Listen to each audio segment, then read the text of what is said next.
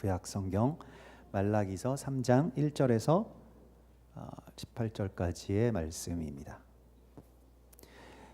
제가 한 절, 여러분들께서 한 절 그렇게 교독하시겠습니다. 만군의 여호와가 이르노라, 보라 내가 내 사자를 보내리니 그가 내 앞에서 길을 준비할 것이요 또 너희가 구하는 바 주가 갑자기 그의 성전에 임하시리니 곧 너희가 사모하는 바 언약의 사자가 임하실 것이라.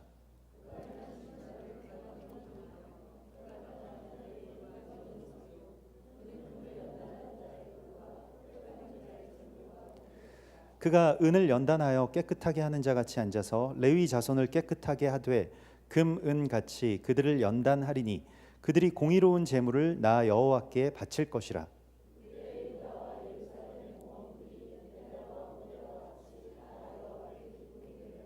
내가 심판하러 너희에게 임할 것이라. 점치는 자에게와 간음하는 자에게와 거짓 맹세하는 자에게와 품꾼의 삭세 대하여 억울하게 하며 과부와 고아를 압제하며 나그네를 억울하게 하며 나를 경외하지 아니하는 자들에게 속히 증언하리라.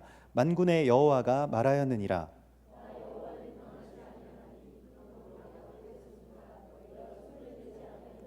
만군의 여호와가 이르노라, 너희 조상들의 날로부터 너희가 나의 규례를 떠나 지키지 아니하였도다. 그런즉 내게로 돌아오라. 그리하면 나도 너희에게로 돌아가리라 하였더니 너희가 이르기를 우리가 어떻게 하여야 돌아가리이까 하는도다.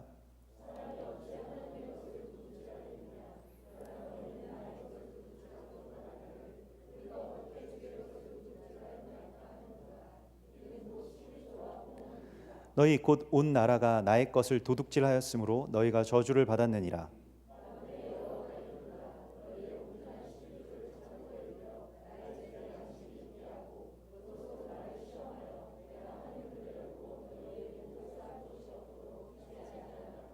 만군의 여호와가 이르노라, 내가 너희를 위하여 메뚜기를 금하여 너희 토지 소산을 먹어 없애지 못하게 하며 너희 밭의 포도나무 열매가 기한 전에 떨어지지 않게 하리니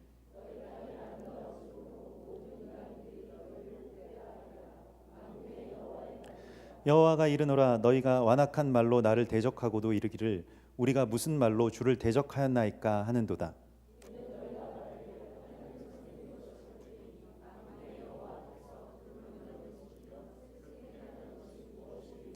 지금 우리는 교만한 자가 복되다 하며 악을 행하는 자가 번성하며 하나님을 시험하는 자가 화를 면한다 하노라 함이라.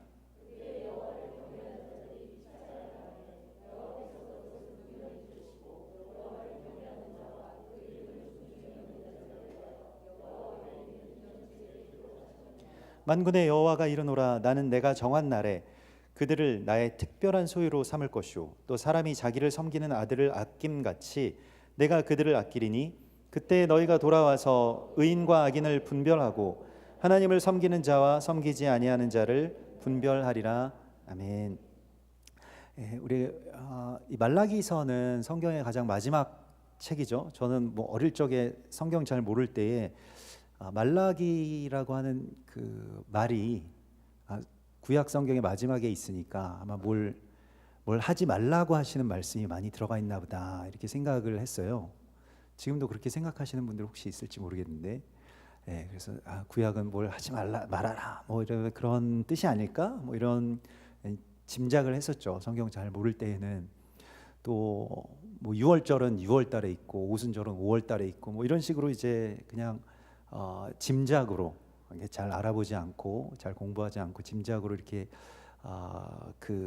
이 말씀들을 생각했었는데 말라기는 사실 하나님이 보내신 자라고 하는 그 멜렉에서 나온 말입니다. 그러니까 어떤 특정한 실존 인물의 이름일 수도 있지만 그 많은 학자들이 여기에 대해서 증거를 찾지 못했기 때문에 원래 그 학자들은 공부를 많이 하면 많이 할수록 그렇게 되지 않을 수도 있고 이런 말들을 많이 하게 되거든요. 그래서 제가 나는 목회를 해야 되겠다. 이게 그 신앙에 대해서도 그래서 그게 아닐 수도 있고 이렇게 되면은 이게 잘 안 되잖아요. 그래서 목회와 또 그 학업이 이렇게 같이 가기가 정말 어렵구나. 물론 같이 정말 존경스럽게도 같이 잘 그렇게 세워 나가시는 분들도 있습니다만은 아무튼 말라기서는 그래서 그런 살아있는 어떤 실존 인물이기보다는 그 하나님께서 이제 우리를 이 세상 가운데에 보내신 그 보내신 자들에게 주시는 하나님의 어떤 음성, 또 구약과 신약을 잇는 어떤 그런 놀라운 예언들, 또 원유면의 예언들, 이게 다 들어가 있는 것이 이제 말라기서라고 할 수가 있겠습니다. 우리가 이 말라기서를 보면 굉장히 놀라운 예언들이 숨겨져 있습니다만은 우리가 아직도 다 여기에 대해서 이해하지 못한 것들이 많구나라고 하는 것도 생각을 하게 되고요. 배경은 이렇습니다. 이스라엘 백성들이 한번 망했잖아요. 그래서 바벨론에 의해서 한번 완전히 다 멸망하고 예루살렘 성전도 무너지고 다 포로로 끌려가고 이렇게 됐습니다. 그런데 예레미야 선지자나 이런 그 위대한 선지자들, 뭐 다니엘에게 환상을 보여주신 것도 그렇고, 그러한 이 예언 가운데 이스라엘이 회복될 것이라고 하는 사명을 가진 사람들이, 받은 사람들이 있었어요. 그래서 그 사람들이 돌아오죠, 실제로. 그리고 성경 안에 예언되어 있는 이스라엘 회복의 예언들의 실제를 살아가기 시작합니다. 처음에는 되게 좋았겠죠.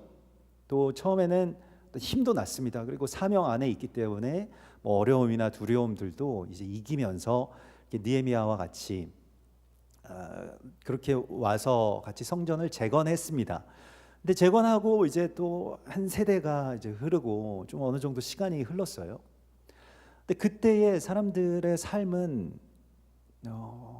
사실 뭐 신생, 이제 뭐 새로 모든 것들 다 새로 시작해야 되고, 뭐 산업도 정말로 이스라엘 같은 경우에는 좀 그 솔로몬이나 다윗 왕 때나 뭐 특정한 어떤 왕조 때를 제외하고는 대부분은 다 못 살았기 때문에, 또 특별히 이게 그 건국 초기에 정말로 열악한 상황 가운데서 이스라엘 백성들이, 하나님의 백성들이 그 사명의 그 다음 세대에서 그 사명을 새롭게 자기의 사명으로 받지 못하고 그냥 어떤 신앙생활 유지만 했습니다. 그러니까 뭐 우리가 그 처음 믿으신 분들도 있지만 뭐 이렇게 2대, 3대, 뭐 4대 이렇게 내려오면서 신앙의 유업이 점점 더 풍성해지고 커지는 경우도 있지만, 때때로는 이게 그냥 어떤 믿음이라고 하는 것이 뭐 일요일 아침이면 그냥 예배 보고 하는 그 정도로 이제 그냥 자기 생활이 더 중요하게 되어버린 그러한 상황들이, 또 열정이 식어진 상태의 상황에서 하나님께서 이 말라기서를 주신 것입니다. 그래서 말라기서는 어찌 보면 삶에 대해서나 또 사명에 대해서 좀 허무해진 사람들에게 주시는 말씀이에요. 그래서 실제로 하나님께서 이스라엘 백성들과 그런 어떤 몇 가지의 논쟁들을 하시는 장면이 말라기서에 나오게 됩니다. 하나님이 처음으로 하신 말씀은 내가 너희를 얼마나 사랑하는지 아냐, 이런 것이었어요. 말라기서의 첫 시작이 나 정말 너희를 사랑하는데 너희는 그거 아니? 이렇게 말씀을 하시니까 백성들이 그러면 보통은 이제 정말 감사합니다, 주님이 우리를 사랑하시는군요, 아멘 하고 그걸 받아들여야 되는데 사랑을 받아들일 수 없는 상태가 됐습니다. 그래서 언제요? 언제 사랑하셨나요? 진짜 사랑하시는 거 맞아요? 사랑하시면 왜 내 삶은 이렇게 팍팍한가요? 이런 식의 어떤 냉소적인 반응들. 하나님이 살아계시는 것까지는 내가 인정을 하는데 나를 막 사랑하시고 뭘 이렇게 뭐 역사하시고 이런 것들이 삶에서 오면 증거로 나타나야 될 건데 안 나타난다는 거죠. 그리고 계속 삶은 어려워졌다라고 하는 것입니다. 그래서 이제 그러한 시간들이 이제 지속되다 보니까 이게 허망함 같은 것들이 밀려왔어요. 그래서 나중에는 하나님한테 어떤 상처를 주었다라고, 오늘 이 말라기서 3장이 시작되는 그 지점 가운데, 원래는 말라기서 3장은 그 말라기 2장의 그 끝절 2장 17절의 말씀과 연결되어 있습니다. 근데 내가 너희들한테 말로 어떤 상처를 받았는가 하면, 이제 오히려 악하게 사는 사람들을 하나님이 더 기뻐하시는 거 아닌가? 악한 사람들이 더 성공하고, 악한 사람이 더 잘 되고, 악한 사람들이 돈도 더 잘 벌고, 또 뭐 하나님이 심판하신다고 하는데 그러지도 않고 더 잘 살더라. 그래서 악인의 형통함들을 이렇게 보면서 오히려 하나님을 열심히 믿고 정직하게 살고 뭐 베풀고 나누고 이런 것들을 그냥 세상에 이용만 당하고 살아왔다는 거예요. 그래서 우리도 이제 그렇게 살지 않아야 되겠다. 차라리 하나님이 오히려 이렇게 복 주시는 사람들 보면 오히려 막 자기 이 속에 밟고 막 자기 것만 계속 생각하고 그렇게 하나님의 어떤 말씀대로 살지 않는 사람들이 더 잘 살지 않느냐? 뭐 이렇게 그 생각을 했다라고 하는 겁니다. 네, 하나님 그러한 상황 가운데서 하나님의 어떤 답을 우리가 이 안에서 듣게 되는데, 뭐 이제 사람들이 그런 상황 가운데서 자기 죄에 대해서 되게 이렇게 무감각해지고요. 뭐 저 악한 사람들에 비교하면 우리는 뭐 그렇게 큰 죄로 짓지 않았는데 맨날 죄인이라 그러고 뭐 회개해야 된다 그러고, 그런데 저 악한 사람들을 보면 회개도 안 하고 자기들 뭐 죄인인지도 모르는 채로 정말 낯 두껍게 살아가는데도 불구하고 왜 이렇게 저렇게 잘 삽니까? 라고 하는 것이죠. 근데 그런 생각을 여러분들 좀 가져보신 적이 있으신지 모르겠습니다. 왜 그럴까? 왜 하나님이 살아계시고 나를 사랑하신다면 나의 삶에 왜 이런 일들이 계속해서 일어날까? 왜 내가 뭐 힘들고 왜 내가 아프고 뭐 이럴까라고 하는 것이죠.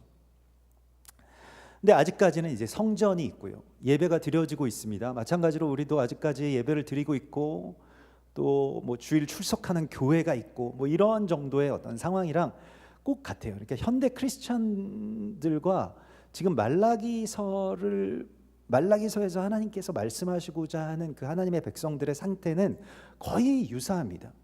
근데 하나님이 이제 아까 전에 말씀드린 대로 멜렉 이것은 하나님이 보내셨는데 어떤 사람으로 보내셨다라고 하는 걸 우리에게 깨달으라고 말씀을 하시는 것이거든요. 근데 하나님이 원래 이 말라크라고 하는 것은 말라킴이라고 하는데 이거는 주님의 특사를 말합니다. 그러니까 특별히 어떤 사명, 임무를 주어서 보내신 사람들을 말하고요. 또 다른 뜻은 그 왕을 말합니다. 왕, 그러니까 황제가 자기 통치 지역에 자기의 정말 충성된 신하를 왕으로 세워서 보내잖아요. 그런 왕을, 통치자를 말합니다. 대리 통치를 하기 위해서 보냄을 받은 사람들의 이야기입니다. 그래서 여러분들이 뭐 그런 말씀도 많이 들어보셨을 거예요. 하나님의 대사, 하나님의 어떤 특사, 뭐 이런 것이죠.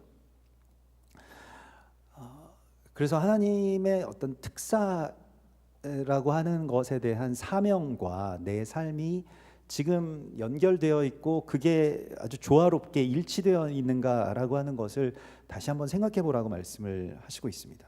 성전을 재건한다거나 메시아의 오심을 예비한다거나 하는 이러한 귀한 사명들이 이제 조금씩 희미해져 갈 때, 그런 상황 속에서 오늘 하나님께서는 우리에게 말씀을 하시고 있습니다. 사명에 대해서 둔감해지고 삶에 대해서는 허망해진 사람들에게 주시는 말씀이 말라기서의 말씀입니다.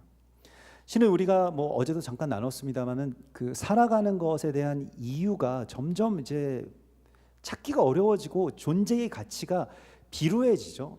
그러니까 돈을 많이 벌고 뭔가를 뭐 많이 갖고 이러한 거, 뭐 좋은 집안에서 태어나고 이런 거 아니고 그냥 이 삶에 있어서 사는 이유가 뭐냐라고 할 때에 딱히 막 그걸 거기에 대하여서 내가 살아가는 이유는 이것입니다라고 말하지 못하게 되는 그러한 시대가 되었다는 거예요.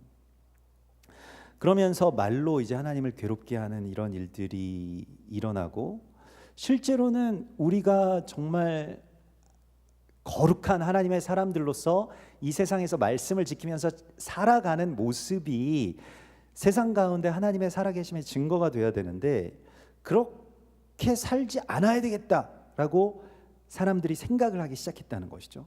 오히려 세상에 이용당하니까 우리도 그러면 말씀 따라서 살지 말고 하나님 뜻 따라서 살지 말고 그냥 이 세상의 어떤 법칙 따라서 적당하게 악하게, 우리도 너무 악하지는 않게, 그렇다고 해서 그렇게 살자라고 생각하는 어떤 이게 조금은 약간은 타협하고 약간은 변질된 어떤 그런 신앙의 결 가운데 하나님 말씀을 하신 것입니다.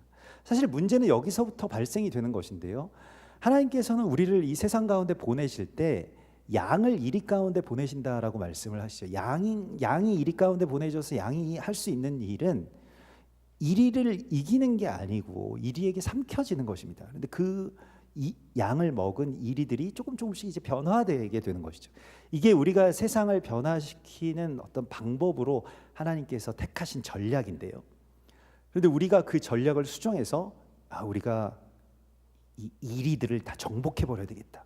이리보다 더 세져야 되겠다. 더 강해지고 그래야 되겠다라고 할 때 이 피 흘림을 받지 못한 세상과 땅은 점점 악이 강해질 수밖에 없습니다. 그러면 교회는 더 약화되고요. 교회는 반대로 핍박당하고 또 예수와의 몸으로서 연결되어서 그 희생의 제사를 계속해서 우리가 드릴 때에만 우리가 교회가 이제 주님의 몸으로서 더 강건해지게 되는 것이죠. 근데 반대가 될 때 이제 악순환이 벌어지게 됩니다. 그래서 오늘 주님께서는 우리를 그런 상황 가운데서 그렇게 백성들이 막 허망해지고 오히려 악하게 살까 뭐 이런 생각이 드는 가운데서 그러면 내가 만군의 여호와가 이제 거기에 대해서 이렇게 말씀을 하십니다. 내가 내 사자를 보내리니 그게 말라기예요. 그러니까 내가 내 말라기를 보낼 것이다. 나의 말라킴을 보낼 것이다. 내가 보낸 이 특사를 내가 보내서 주님이 오실, 그러니까 언약의 사자가 임하실 그 길을 준비할 것이다. 오늘 1절의 말씀을 보면 만군의 여호와가 이르노라 보라 내가 사자를 보내리니 이렇게 되어 있습니다. 여기서 보라 내가 내 사자를 보낸다라고 말씀을 하실 때 이게 히브리 말을 찾아보면 힌넨이 이렇게 되는데요. 보라라고 하는 말입니다. 뭐 영어로는 behold 뭐 이렇게 되기도 하고요. 뭐 힌넨이 하는 것은 그 힌넨가 보라라고 하는 그러한 그 뜻도 있지만 보통 일반적으로 창세기 22장에서 아브라함이 모리아산으로 올라갈 때 아브라함아 이렇게 하나님께서 부르실 때 주여 제가 여기 있습니다 라고 할 때 힌넨이라고 하는 말을 쓰거든요. 또 아들 이삭이 아버지에게 아버지 이렇게 부를 때 힌넨이 아들아 내가 여기 있다 라고 할 때 그 힌넨이라고 하는 말을 씁니다. 그러니까 이거는 그냥 뭐 단순히 어딜 쳐다본다 이런 개념이 아니라 그 존재한다는 뜻이에요. 내가 여기 존재하고 있습니다. 내가 여기 살아 있습니다. 내가 여기 있습니다. 그래서 하나님께서 보라라고 하실 때 그 힌넨이는 내가 여기에 있겠다는 뜻이에요. 내가 어디에 있냐면 내가 보낸 자들을 통해서 너희에게 있을 것이다 이렇게 말씀을 하시고 있습니다. 그래서 보라 내 사자를 통해서 내가 너희에게 나타날 것이다 이렇게 말씀을 하시는 것이죠. 그래서 힌넨이 슐레악 말라키 이렇게 돼서 내가 보낸 자, 내가 보낸 그 사람들을 통해서 내가 여기에 있노라 이렇게 말씀을 하시고 있습니다. 그러니까 하나님이 어디에 지금 계시는가라고 하는 것을 세상과 성도들이 왜 점차 잘 느끼지 못하게 되냐면 하나님이 계신 그것을 다시 나타내지 못하는 것 때문에 교회와 성도들이 그걸 나타내는 것이 점점 약화됐기 때문에 이게 악순환으로 계속 치닫게 됐다라고 하는 것입니다. 제가 그 90년대 초반에 이제 대학에 들어가서 그때 하여튼 대우재단 뭐 이런 게 있었어요. 지금은 뭐 없어졌지만 그 세계 경영을 하는 대우재단에서 이제 그 비즈니스를 이제 확장하기 위해서 특사들을 먼저 보냈습니다. 대학생 특사들, 봉사단을 먼저 파견하는 거죠. 그래서 거기에 뽑혀가지고 제가 이제 그 한 달 정도 이 동남아시아, 특히 그 필리핀에 이제 들어가게 됐는데 이제 낮에는 그 필리핀에 조금 못 사는 난민들 들어가서 뭐 한국에 대해서도 알리고 뭐 같이 이렇게 뭐 농구도 하고 열심히 같이 지내다가 이제 저녁 때는 그 뭐 대우 재단이랑 연결되어 있는 굉장히 그 지역에서 최고 부자 집에 가서 이제 밥을 먹고 잠을 자는 것도 그런 일정이었습니다. 그래서 낮에는 정말 못 사는 사람들 보고 저녁에 들어가면은 이렇게 그 엄청난 식사가 차려져 있어요. 막 이렇게 돌아가는 테이블에 이렇게 차려져 있는 대저택에 옆에서 이렇게 일하시는 분들이 큰 부채를 붙여줍니다. 이렇게 싹 크게 거기서 이렇게 먹고 그런 일들을 계속 반복하면서 이게 뭐 빈부의 격차라든가 뭐 여러 가지 것들을 생각을 하게 되는데, 마지막 날에 이제 한국 대사관에서 그 뭐 재단이랑 다 합쳐가지고 이제 뭐 대사관 파티를 여는데, 대학생 봉사단이니까 너희도 와라 그래가지고 저희도 이제 갔는데, 뭐 그 그냥 대사관 파티 뭐 그냥 뭐 모임인가 보다 하고 갔는데 막 다 막 연미복과 드레스를 막 입고 계시고 그런 거예요. 근데 저희만 막 새카맣게 타가지고, 저는 또 거기서 미용실을 잘못 가가지고 그 미용실에서 그 뭐 하여튼 그 원장님이 트랜스젠더였는데, 그분이 막 뭐 한번 깎아놓더니 나갈라 그러니까 아니라고 다시 앉아보라고 그러면서 너는 이게 예쁠 것 같아 그러면서 완전히 빡빡으로 밀어놨거든요. 완전 빡빡머리.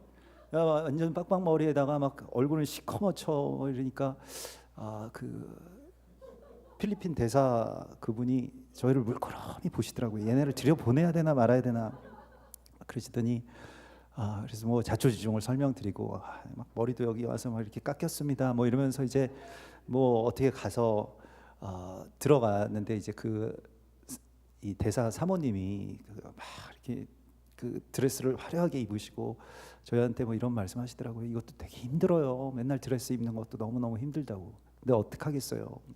우리가 뭐 대한민국을 지금 이 시간만큼은 대표하고 있으니까 여러분들도 긴장하지 마시고 웃으세요. 이렇게 얘기하시더라고요. 그래서 우리도 이제 당당하게 우리도 정말 대한민국을 대표하는가. 뭐 이렇게 정말 그 당시에 뭐 유명한 나중에 뭐 대통령이 되신 그런 아키노 그분도 오셨었고 뭐 그랬던 기억이 납니다. 그래서 거기서 뭐 그 대사들은 뭘 이렇게 뭔가를 이렇게 막 어떤 일들도 물론 하겠지만 굉장히 아주 그 나라 자체를 대표하는 일 자체가 되게 큰 사명이구나라고 하는 걸 그때 이제 생각을 하게 됐어요.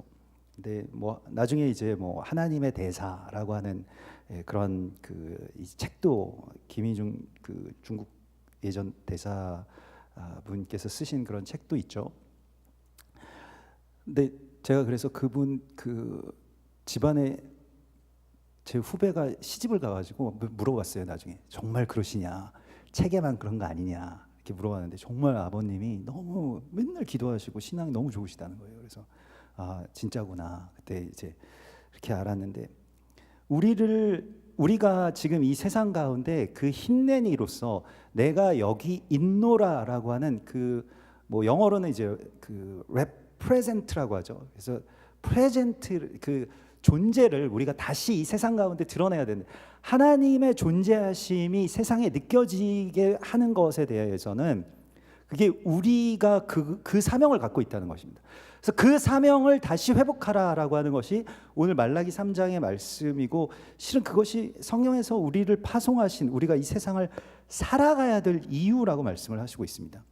그래서 그 사자가 무엇을 하냐면, 그는 내 얼굴 앞에서 그는 내 앞에서 길을 예비할 것이다 이렇게 되어 있습니다. 이게 세례 요한의 세례 요한의 출현을 예언한 것이고, 실제로 말라기서가 구약의 제일 마지막에 있는 것은 신약에 세례 요한이 이 세상에 와서 예수와의 길을 예비하는 그 장면과 연결되기 때문에 그렇습니다.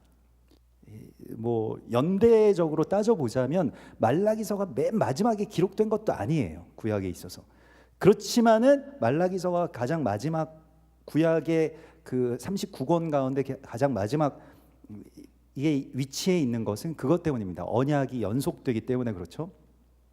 근데 이제 그가 내 얼굴 앞에서 그의 얼굴을 같은 방향으로 향하게 할 것이다. 이게 그가 내 길을 예비할 것이다 라고 하는 그 말씀을 직역하면 그렇습니다. 내가 향하고 있는 방향으로 그도 얼굴을 향하여서 갈 것이다 라고 하는 거예요. 그래서 이 데레크 레파나이라고 하는데, 이 데레크라고 하는 하나님의 얼굴을 향해서 또 얼굴과 같은 방향으로 우리도 계속해서 무엇을 하냐면 길을 예비하는데, 길을 예비한다는 것은 단순히 그 도로를 건설하는 것과는 좀 다르게, 여기에서 이 파나라고 하는 것이 계속 다닌다는 거예요. 계속 행한다는 겁니다. 그래서 길이 나는 겁니다. 그러니까 그냥 도로 건설업자들이 아니라 우리는 길을 어떻게 예비하냐면 주님이 행하실 그 일들을 우리가 계속 행하다 보면 길이 나잖아요. 그게 길을 예비하는 것이라고 말씀을 하시고 있는 것입니다. 그래서 주님이 이 세상 가운데 오셔서 하실 일을 우리가 먼저 행하는 것, 계속 행하는 것. 한 번 왔다 갔다 한다고 해서 길이 나질 않죠. 길 없는 데를 길을 내려면 정말 자주 왔다 갔다 해야 됩니다. 계속 왔다 갔다 하면서 내 발자국도 내고 뭐 고르지 못한 것들이 있으면 평탄하게 하고 이렇게 해야 길이 난다라고 하는 것이죠. 그래서 그리로 계속 다녀야 생기는 바로 그 길을 그들이 만들 것이다. 하나님의 대사들이 특사들이 만들 것이라고 말씀을 하시고 있습니다. 이사야서 62장에서는 그래서 너희가 하나님의 그 주님이 오실 길을 예비하라고 말씀을 하시고 또 백성들이 다시 돌아올 길도 예비하라고 말씀을 하시면서 돌을 제하라라고 하는 말씀을 주세요. 이사야서 62장에 보면 그래서 그런 길을 계속 왔다 갔다 하다 보면 이제 돌이 제거된다라고 하는 것이죠. 계속 다녀야지 이 길이 난다라고 하는 것을 우리가 알아야 됩니다. 그리고 그것이 여러분들에게 주신 사명이라고 오늘 하나님께서 말씀을 하시고 있습니다. 우리가 이스라엘에 대해서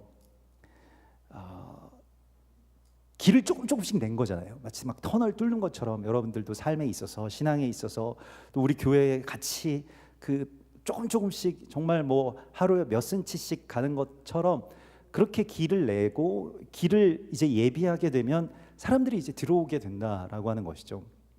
그 사이에 있는 돌들도 제거하고 처음에는 어려움들도 많죠. 왜냐하면 길이 아닌 곳으로 다녀야 되니까 얼마나 어렵겠습니까? 길 아닌 곳으로 다니는 것이 쉬운 일만은 아닙니다. 그럼에도 불구하고 계속해서 다니다 보면 길이 나아지고 나중에는 평탄한 길이 된다라고 하나님 말씀을 하시고 있습니다. 이번에도 우리가 지난 그 수요일에 임진각에 가서 이제 그 평화누리공원에서 기도를 하고 뭐 예전에 그 철만은 달리고 싶다 무슨 그런 그 끊어진 철길 아직도 놓여져 있는데 왕래가 되지 않는 어떤 그런 철길 저 건너편에는 북한이 바라다 보이는 곳에서 우리가 이제 기도를 했는데 참 감사하더라고요. 또 그렇게 기도하기까지 또 그곳에서 계속 기도를 하면서 길을 내주신 또 샬롬 교회가 있었고요.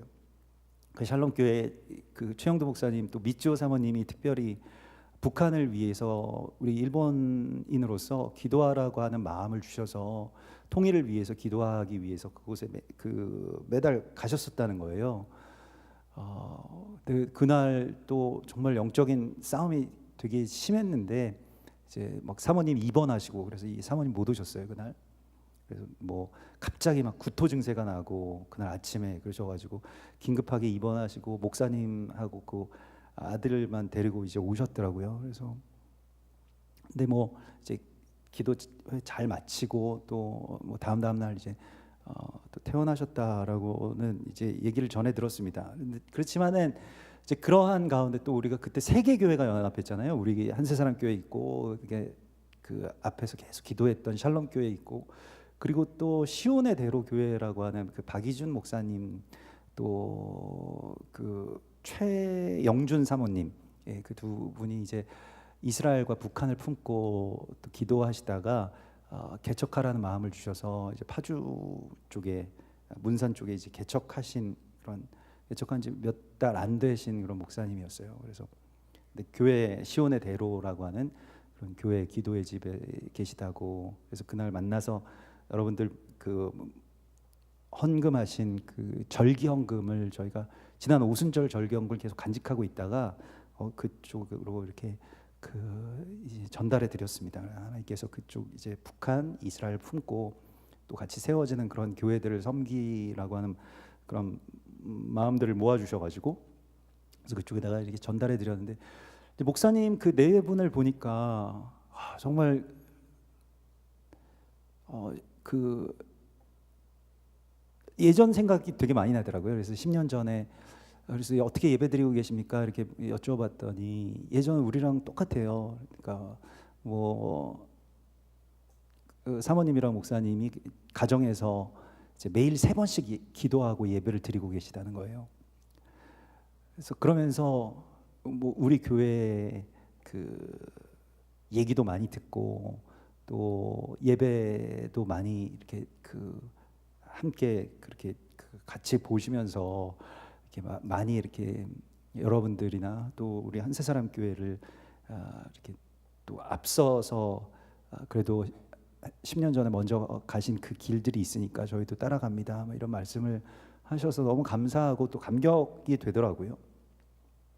사실은 그렇게 예배드리고 그렇게 기도하고 또 뭐 그러면서 뭐 제가 간혹 이렇게 목회 처음에 초창기 때 하면서 이제 그랬던 이야기들을 다 너무 잘 알고 계시는 거예요. 그래서 관심이 있으시니까 이렇게 막 찾아보셨대요. 그래서 성도분들이 지금 많이 계시지만 저도 초창기에는 성도분들이 뭐 몇 분 계시고 또 때로는 예배가 하루에 3번씩이 있으니까 뭐 매번 나오실 수는 없잖아요. 성도분들이 10분 정도도 안 되시는데 그래서 그러면 이제 혼자 있을 때는 혼자 또 빈 의자들 보면서 설교하고 뭐 이랬던 이야기들이 있어요. 그래서 그 목사님도 그렇게 하고 계시다고 그래서 뭐 꼭 성도가 있어야 말씀을 선포하는 건 아니지 않느냐 뭐 그런 말씀을 하셔서 많이 또 그 처음 사랑에 대해서 생각을 하게 됐는데 우리가 그렇게 기도하고 예배드리고 이런 것들이 계속 지속되면 주님이 오실 길이 조금씩 들어가게 됩니다. 근데 이게 이제 처음에는 길이 없으니까 힘들고 막 공격도 많고 뭐 목사님 사모님 입원하시고 뭐 사실 저도 이제 그 다녀와서 이게 되게 하나님이 기뻐하시는 일이었다라고 하는 걸 많이 느낍니다. 그래서 뭐 사실 몸도 되게 많이 아프고 저의 경우에는요. 여러분들은 뭐 어떤 공격이 있으셨는지 모르겠습니다만은 몸도 많이 아프고 지금도 좀 서 있기가 좀 불편한데, 근데 이제 뭐 그러면서 이제 이게 정말 하나님이 기뻐하시고 또 우리가 한세 사람을 이루고 조국 통일을 하나님께서 이루시는 그 시간을 우리한테 선포하라고 하신 것이 큰 의미가 있구나 이런 걸 다시 한번 생각을 하게 됐습니다. 그래서 이렇게 이제 한번 다녀오면 좀 힘들잖아요. 그럼 어떻게 해야 되냐면 이제는 너무 힘들고 막 여러 가지 일들도 많고 그래서 안 해야 되겠다라고 하면 이제 그 대적이 원하는 그림대로 가게 되는 것인데 그러면 안 힘들 때까지 계속해야 됩니다. 그래서 이게 방법인데 왜냐하면 대적이 원하는 대로 살아주는 것은 정말 그건 너무 비참한 거잖아요. 그래서 힘들지 않을 때까지 계속하면 안 힘들거든요. 그러니까 길을 낸다라고 하는 것은 그런 것입니다. 그래서 우리가 다음 달에도 또 갈라 그래요. 다음 달에는 좀 더 북쪽으로 진격해야 되겠다. 그래가지고 DMZ 안에 들어가서 예배를 드리려고 그럽니다. 7월 22일인데 여러분들도 오십시오. 토요일 날 샤반 예배를 거기서 드리려고 하거든요. 그래서 10시까지 오시면은 DMZ 어딘가로 오시면 된다고 하는데 제가 정확한 위치는 나중에 비밀스럽게 알려드리겠습니다. 그래서 거기 들어갈 수 있대요. 그래서 거기 들어가서 같이 예배 드리고 또 돌파하고 이러한 어떤 시간들을 하나님께서 우리에게 그런 명령을 주신 것 같아요. 그래서 가보니까 정말 일본을 품고 우리 이스라엘 품고 또 북한 이스라엘 품고 이렇게 교회가 연합돼서 이렇게 뭐 적은 무리이지만 그래도 적지도 않더라고요. 막 한 50명 넘게 거의 한 6, 70분이 가셨어요. 다 합치면 되게 많죠. 그래서 거기서 막 같이 예배드리고 이런 것들이 얼마나 하나님께는 기쁘고 대적에게는 위협이 되는 일들이겠어요. 그래서 이거 열심히 해야 되겠구나 이제 이런 생각이 들더라고요. 그러면 대적이 나중에는 못 괴롭힙니다. 그러니까 건드리면 더 하니까 나중에 안 건드리거든요. 그때까지 계속 해야 되는 거거든요. 예, 그러니까 이게 자꾸 그 게임의 룰을 대적에게 끌려가면 안 되거든요. 그래서 계속해서 그렇게 정말로 그 길을 내는 자들로서의 사명을 가지라고 말씀을 하시고 있습니다. 처음에는 다 아무리 좋은 것도 처음에 아무도 해보지 않은 것을 처음 한다라고 하는 거는 쉽지 않죠. 네? 지난번에도 뭐 우스갯소리입니다만은 그 광주에 장례식이 있어서 가지 않았습니까? 근데 광주라서 그런지 홍어가 나오더라고요. 홍어. 그래서 홍어를 뭐 저도 맛있게 먹으면서 홍어를 처음 먹은 사람은 누구였을까? 이게 너무 궁금해지는 거예요. 이거 사람이 먹을 생각을 한다는 것 자체가요. 자기 목숨을 걸고 먹었다는 거 아니에요. 그러니까 지금 우리가 그렇게 맛있게 먹을 수 있구나. 그래서 또 앞에 계신 우리 간사님은 안 드시더라고요. 홍어는 나는 못 먹는다. 그래서 뭐 못 먹는데 억지로 먹일 수는 없지만은 홍어를 먹는 법에 대해서 제가 알려드렸어요. 홍어가 맛있을 때까지 계속 먹으면 된다고. 처음에 막 냄새 나고 이상하고 막 이상할 것 같고, 이 사람이 어떻게 먹지? 근데 나중에 계속 씹다 보면은 맛있을 때가 오거든요. 집에 가면 또 생각이 나요. 홍어가. 지금도 생각이 나네요. 그 홍어는 어떤 새로운 감각이기 때문에 그런 것 같아요. 홍어도 그렇고 뭐 모든 게 다 그렇죠. 하나님께서 우리한테 이 길을 만들라고 말씀하실 때에는 다 길이 나져 있는 곳에 너희가 그냥 편하게 오기만 하면 돼, 이런 거 아닙니다. 되게 어려운 일이에요. 그렇지만 어렵지만 너무너무 기쁜 일이죠. 새로운 발견이 있고 새로운 기쁨, 예기치 못했던 그런 많은 일들 통해서 하나님께서 역사하시기 때문에요. 그리고 역시 주의 길을 걷다 보면 이런 여러 가지 어떤 기쁨들이 그 어려움들을 이기게 되어 있는 것입니다. 그래서 하나님이 살아계시다면 왜 이렇게 우리가 어려움을 겪는가라고 이야기할 게 아니라, 하나님이 살아계시기 때문에 우리가 이런 어려움도 능히 이길 수 있다라고 하는 것을 이제는 우리가 보여주어야 됩니다. 우리가 사실은 저도 뭐 그냥 우리도 우리 앞가림하기도 좀 어렵지, 막 겨우겨우 뭐 예배드리고 하고 있어, 이렇게 되는 것이 아니라, 지금 우리 교회가 그 초창기 때 이제 이 한세 사람을 받은 뭐 공동체나 그 교회들 가운데서 그럼에도 불구하고 아직까지 이게 그 지키고 있고, 아직까지 그 이제 그런 어떤 모델이 돼야 되는 그런 사명이 있다라고 하는 것을 계속 말씀하세요. 그럼 모델이 된다라고 하는 것은, 모델을, 여러분 뭐 우리 교회도 오늘 일본 가셔가지고 못 오셨구나. 그 모델 출신 그 가정이 있지 않습니까? 키도 크고 막 멋있으시잖아요. 그래서 너무 멋있으셔서 혹시 모델이세요? 그랬더니 그냥 저는 칭찬하는 말로 그랬더니 모델이라셨다는 거예요. 그래서 그러셨구나 이렇게 생각을 하는데, 그렇게 좀 뭔가 이렇게 빛이 나고 멋있어 보이는 분한테 하나님께서 하나님의 나라의 그런 옷을 입히시는 것과 같이, 우리도 굉장히 당당하게 여러분들을 보면은 정말 하나님께서 이 원료면의 모델들을 다 보내주셨구나. 그 인물들을 한번 보세요. 옆에 이렇게 계신 분들 엄청나시지 않습니까? 예, 대단하신 분들을 막 보내주셔가지고, 그래서 이분들 모델이 된다는 거는 어떻게 해야 되냐면, 이게 너무 기쁜 거가 막 그 쏟아져 나와야 돼요. 그러면 사람들이 이걸 막 따라합니다. 물론 여기에 힘든 것도 있죠. 그러나 그 힘든 것들은 기쁨에 다 삼켜진 그 모델로서 한세사람 교회와 성도들을 하나님께서 세우시고 또 사용하십니다. 여러분들 그렇게 부르신 거예요. 근데 우리 교회에 뭐 그 다자녀들이 이렇게 많은 이유도 그런 거죠. 그러니까 막 힘들어, 더 낳지 마, 막 이런 게 아니라, 어쩌다가 이렇게 귀한 셋째를 주셨는지 모르겠어요. 넷째도 가져야지. 뭐 이러니까 또 뭐 옆에서 보다가 우리도 좀 그래 봐야 되나? 뭐 이렇게 생각돼서 분위기가 지금 좀 그런 쪽으로 좀 흘러가고 있는 거 아니겠습니까? 그러니까 다들 뭐 그냥 기본적으로 그냥 셋 정도는 낳아야 되겠구나, 이런 생각들을 막 하시는 것 같기도 하고, 좋아 보여야지 할 수가 있는 것이죠. 막 앞에 가면서 막 힘들고 뭐 네가 안 나봐서 몰라, 나면은 얼마나 고생인지 몰라, 이렇게 되면은 못 가는 것이죠. 그러니까 우리가 이게 그 전략을 수정해 가지고, 원유맨이라고 하는 게 힘든 일 분명히 있겠죠. 주님이 오시는 길을 예비하는데 어떻게 대적이 가만히 있겠어요. 전에 기껏 원수 만들어 놨더니 다시 이제 뭐 회복하고 화해하고 뭐 연합하고 이런다 그러면 대적이 얼마나 분노하겠습니까? 근데 이게 정말 해보면 해본 사람들만 아는 그 기쁨이 있잖아요. 근데 그거의 모델이 돼야 된다라고 말씀을 하시고 있습니다. 그래서 여러분들이 지금도 얼굴에 막 빛이 나시는데, 그냥 그거를 너무 이 안에서만 썩히지 마시고 그 상태 그대로, 지금 좋습니다.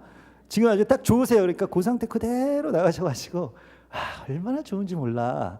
예? 이거에 대하여서 그냥 삶으로 싱글싱글 하시고 또 그렇게 빛을 내시면 거기에서 사람들이 물어본다니까요. 예. 저도 예전에 잠깐 이 투잡 뛸 때 목회하면서 밖에 나가서 일하고 이럴 때 같이 일하시는 분들이 이렇게 별로 좋은 일도 없는데 맨날 그 일하시는 분들 힘드니까 맨날 막 욕하고 뭐 그러거든요. 근데 저한테 왜 맨날 그렇게 웃고 계세요? 저한테 그러시더라고요. 그래서 즐겁지 않습니까? 예, 뭐 이렇게 해서 뭐 그런 이야기들을 하니까 하나님에 대해서도 이야기할 수가 있고 그렇더라고요. 그래서 여러분들의 어떤 삶에 대한 어떤 감각이나 자세가 하나님을 대표한다라고 하는 것을 다시 생각하시라고 말씀을 하시고 있습니다. 하나님께서. 그리고 여러분들은 충분히 그럴 만한 분들이세요. 예. 그래서 오늘 주님께서는 그 대사들이 무엇을 하냐면 그 특사들, 하나님이 보내신 이 말라킴들이 무엇을 하냐면 주님의 길을 예비하고 그걸 열어갈 것인데, 이게 세례 요한의 출현, 그리고 세례 요한이 와서 예수와의 처음 오심을 예비했던 것처럼 그것은 한 사람 한 사람의 이야기였습니다마는 마지막 때의 교회가 세례 요한의 사명을 가지고 그런 스피릿으로 무엇을 합니까? 주님의 다시 오실 길을 지금 우리가 예비하고 있는 중이잖아요. 우리가 해야 될 일도 세례 요한이 한 일과 같은 것이라는 겁니다. 이게 어떤 일을 하냐면 어떻게 길을 내냐면 너희가 구하는 바 주께서 오실 것이다. 너희가 사모하는 바 주님이 오실 것이다. 이렇게 말씀하고 있어요. 그래서 이게 지금 이 1절에 너희가 구하는 바 그가 임하시리, 너희가 사모하는 바 언약의 사자가 임하실 것이다. 그러니까 구하고 사모하는 만큼 길이 뚫린다는 거예요. 우리가 해야 될 일은 그 구함과 사모함입니다. 이 두 가지. 구함이라고 하는 거 여기서 마베카심이라고 하는데, 이 메베카심이라고 하는 거는 간절히 막 긁듯이 해가지고 찾아낸다는 뜻입니다. 그러니까 우리가 그 불의한 재판장과 그 늙은 과부가 딸을 위해서 기도하는 그 이야기가 있잖아요, 성경에. 그 심정을 아시는 분들은 아실 겁니다. 자식을 위해서 그렇게 간절하게 기도해 보신 분들은 아마 아실 거예요. 정말로 간절하게 찾고 찾으면 길이 조금씩 뚫린다라고 말씀을 하시고 있습니다. 그 기도를 하라고. 그래서 나의 사랑하는 자들이 나의 사랑을 입으며 나를 간절히 찾는 자가 나를 만날 것이다. 잠언 8장 17절의 말씀처럼 찾아야 됩니다. 구하라, 찾으라. 이 괜히 하신 말씀이 아니에요. 이렇게 함으로써 길이 조금씩 열리고요. 그리고 사모하는 마음을 가져야 된다라고 말씀을 하시고 있어요. 사모하는 만큼 주님이 오신다. 이 사모한다라고 하는 것은 하페츠라고 해서 직역하자면 기울다라는 뜻입니다. 마음이 그리로 기울고요, 삶이 그리로 기울고요, 재정이나 시간이 그리로 계속 이게 기울면 흘러가게 되어 있거든요. 그걸 말하는 것입니다.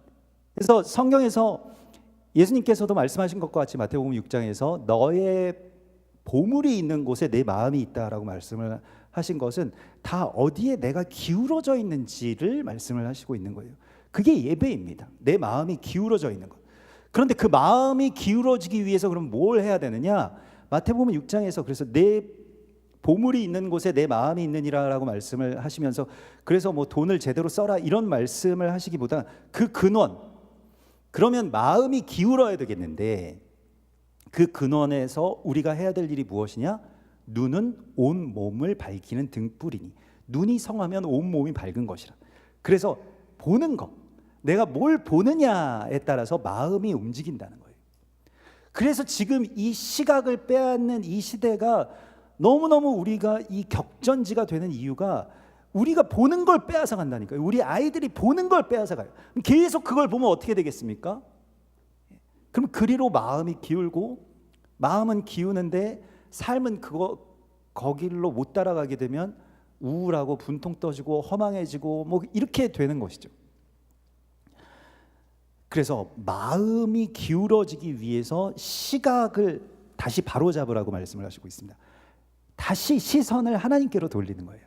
하나님의 나라와 그 의를 바라보게 되면 마음이 그리로 기울게 됩니다. 그러면 언약의 사자가 들어오게 되신다라고 말씀을 하십니다. 그래서 거의 이 이스라엘 백성들이 넘어질 뻔했지만 언약의 사자가 그 길을 열어감으로써 주님이 오셔서 무엇을 하시냐면, 이거는 지금 세상 사람들이 악함으로 치닫는데도 아무 일도 일어나지 않은 것은 심판의 주가 아직 오시지 않았기 때문이고, 심판의 주가 오실 길에 대해서 우리가 예비를 하게 되면 심판의 주가 오시는데, 그는 오셔서 모든 것을 바로잡는 심판을 하실 것이라고 말씀을 하시고 있습니다.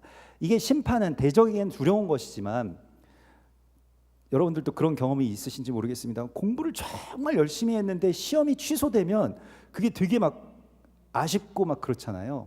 그래서 이 시험을 통해서 내가 내 실력이 한번 이렇게 증명해 보고 싶다, 이런 생각을 해보신 분들이 있으신가요? 그런 생각이 있대요. 저도 그 경지까지는. 근데 정말 공부를 막 너무 열심히 해서 이제는 좀 시험을 봤으면 좋겠다, 이 선에서 내가 가장 모든 걸 정말 잘 알고 있을 때. 그런 것처럼 하나님이 심판을 하러 오시는 것에 대해서 우리는 되게 기쁨으로 주님이 심판하실 것에 대해서 바라야 되는데, 왜냐하면 주님의 심판은 이 사이비 종교에서 막 겁을 주는 것처럼 그렇게 막 모든 게 다 멸망하고 막 다 황폐해지고 막 하늘에서 불비가 쏟아지고, 물론 이런 일들이 마지막 때에 있을 것임은 성경에서 부정하지 않지만, 부인하지 않지만은, 그러나 주님의 심판의 본질은 잘못된 것을 바로잡는 것이지 주님의 교회나 성도들을 파괴하는 그런 것이 심판은 아닙니다. 당연하지 않겠어요? 걱정할 것이 없다는 것입니다. 뭐 전천년일까 후천년일까 이런 것도 걱정할 필요가 없으세요. 내가 그 고난의 불비가 내리기 전에 하늘로 올라갈까, 아니면 그렇지 않고 내가 있는데 고난의 불비가 내릴까, 둘 다 좋습니다. 둘 다 괜찮은 거예요. 하나님의 사람들한테는 둘 다 괜찮은 것입니다. 하늘로 그 전에 하늘로 휴거되면 휴거되는 대로 좋고, 같이 겪어도 하나님의 사람들에게는 그만큼의 큰 의미나 상급이 있습니다. 그러니까 그것이 그렇게, 그런 것들에 휘둘리는 것이 바로 오늘 여기서 말씀하고 있는 이 점술적인 신앙이, 복술적인 신앙이에요. 이게 무엇이냐면, 그냥 내가 환난을 겪냐 안 겪냐, 내가 돈을 버냐 못 버냐, 내 병이 낫냐 안 낫냐, 이런 게 모든 신앙의 어떤 중심이 되어서는 대적에게 계속 끌려다니기만 한다는 것입니다. 그거나 상관없어. 그게 아니더라도, 그리 아니하실지라도, 그런 일들을 주님께서 행하시고 회복하시겠지만, 그렇게 안 하실지라도 나는 주님 안에서 기뻐하고 감사하고 찬송하고, 이게 하나님의 사람들의 어떤 삶을 대하는 자세입니다. 그러니까 뭐 바울이 나 앞으로 이렇게 성공할 수 있을까? 예전에 그렇게 공부한 거 잘 써먹을 수 있을까? 이런 거만 걱정한 게 아니잖아요. 내가 이런 학위들도 있는데 돈도 이렇게 못 벌고 이거 어떻게? 그런 걸 뭐 걱정하고 거기에 휘둘리고 이런 게 아니잖아요. 거기에서 자기 연민에 막 휩싸이고 이러지 않았습니다. 하나님의 나라가 이루어지는 데에 자기 자신을 다 드리는 것이죠. 그러니까 심판이라고 하는 것도 이런 관점으로 우리가 맞이해야 된다라고 말씀을 하십니다. 그래서 주님이 오셔서 모든 걸 심판하실 건데, 먼저 어떤 심판이 있냐면 레위인들이 다 회복되고, 고대의 제사들, 구약의 제사들이 예루살렘에서 드려지는 그 모든 제사들이 다 회복될 것이다. 사실은 오늘 뭐 우리가 시간적으로 다 나눌 수 없습니다만, 말라기는 원유맨에 대한 지혜가 굉장히 많이 들어가 있어요. 처음부터 1장부터 결국 이스라엘이 왜 하나님 우리 사랑하시는 거 맞아요? 왜 우리가 이렇게 고난을 겪고 이렇게 멸망도 당하고 이렇게 돼야 되나요? 라고 할 때 하나님이 뭔가 알아들을 수 없는 말씀을 하시는데, 무슨 말씀을 하시냐면 에돔이 회복될 것이다, 이렇게 말씀을 하세요. 에돔은 이스라엘이 아닙니다. 그러면서 하나님 말씀하신 것은 나의 이름이 이스라엘 밖에서도 높임을 받게 될 것이다. 이제 그런 비밀들을 다 이 말라기서에 숨겨 놓으신 거예요. 이스라엘 백성들은 아직 눈이 가려져서 잘 모르지만, 이스라엘이 더러는 완악하게 되고 그래서 고난받고 멸망하게 되고 이런 모든 일들 안에도 열방의 구원, 에돔의 남은 자들을 회복하기 위한 하나님의 계획들이 다 있다는 것입니다. 그렇기 때문에 오늘 주님께서 우리에게 말씀을 하시는 것은 결국 레위 자손, 예루살렘의 회복, 이스라엘의 어떤 특별한 소유됨에, 이 세굴라라고 하는 특별한 소유인 이스라엘 다 회복할 것이다, 이렇게 하나님 말씀을 하시고 있습니다. 그래서 깨끗하게, 그들을 깨끗하게 하고 그들이 나에게 드리는 예배가 이제는 나에게 기쁨이 될 것이다 라고 말씀을 하시면서 이제 주님께서 그러면 심판하시고 바로잡으실 것은 무엇이냐 라고 하면 점치는 자와 간음하는 자, 나를 경외하지 않는 자. 여기서 제일 먼저 선두에 선 것이 점치는 자이고 이게 다 똑같은 것입니다. 그래서 점집 많은 곳에 그 뭐 사창가가 있는 것이나 유흥가 있고 뭐 이런 것이나 비슷비슷한 맥락이에요. 왜냐하면 영적으로 똑같기 때문에.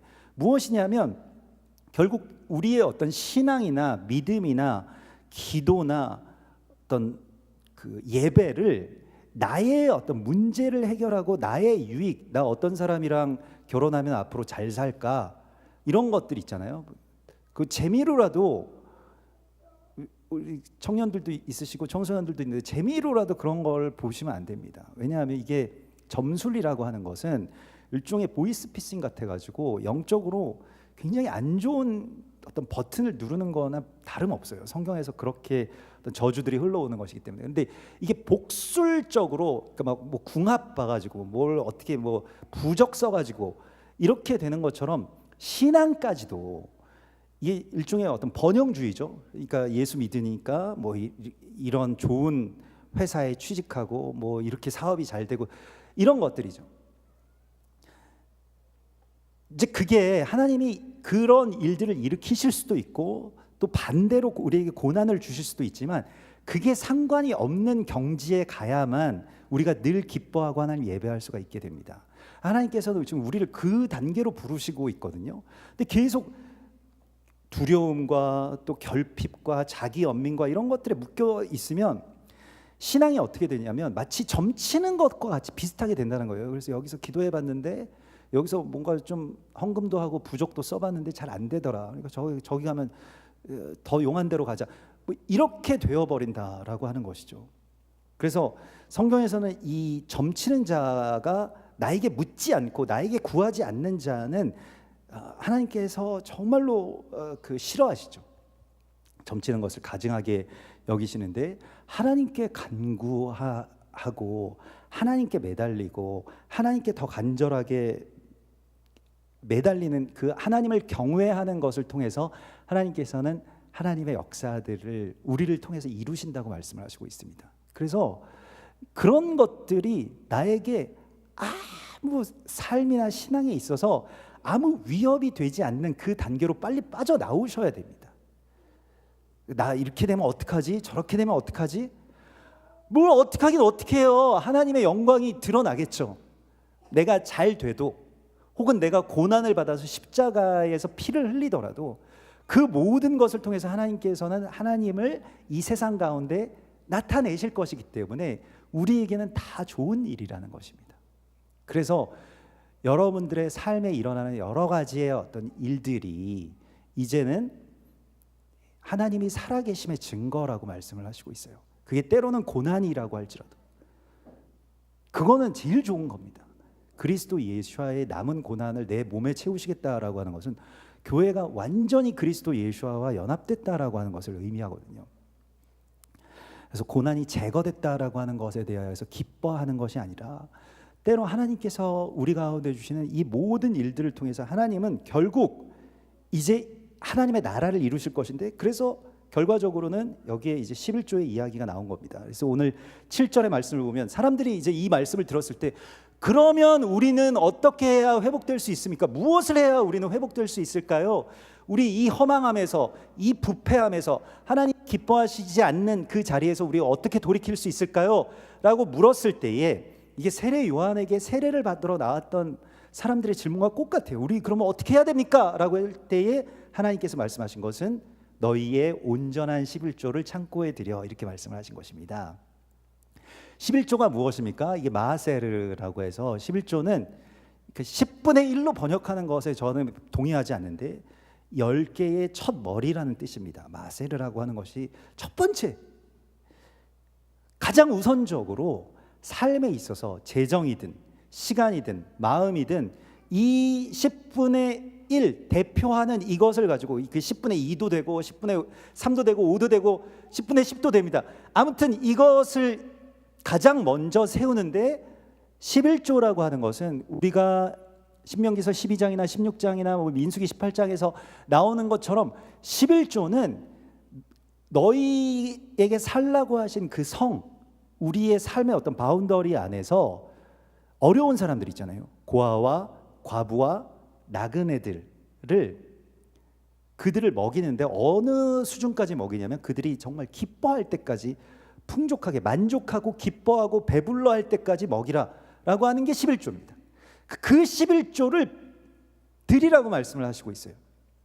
그래서 1년에 3차례 추수가 있을 때 이스라엘 백성들은 빈손으로 오지 말고 나한테 그 소출의 11조 제일 첫 머리를 가지고 와서 하나님께 드리면 레위인들과 함께 그 성 안에 있는 가장 취약했던 사람들 다 불러 모아서 같이 파티하는 거예요.